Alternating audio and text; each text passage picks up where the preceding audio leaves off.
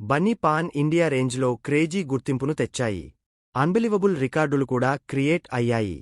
అయితే rebel star Prabhas డిసెంబర్లో వస్తే ఆ రికార్డులు బద్దలు కొట్టే ఛాన్స్ ఉందనే కామెంట్ వస్తోంది.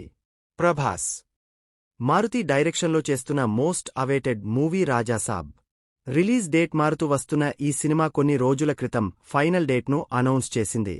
డిసెంబర్ 5 పక్కాగా థియేటర్లోకి రాజాసాబ్ వస్తాడంటూ చెబుతోంది.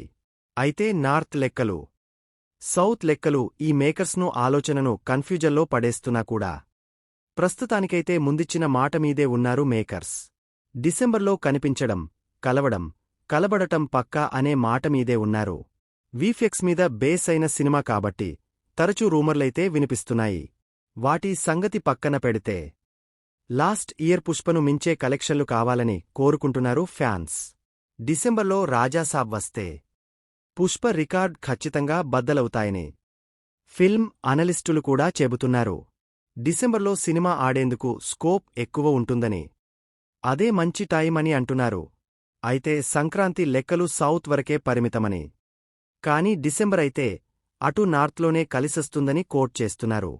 ఈ లెక్కలు, కామెంట్లు అన్నది పక్కకు పెడితే డిసెంబర్ సెంటిమెంట్ ప్రభాస్కు ఎలా వర్కౌట్ అవుతుందో చూడాలి.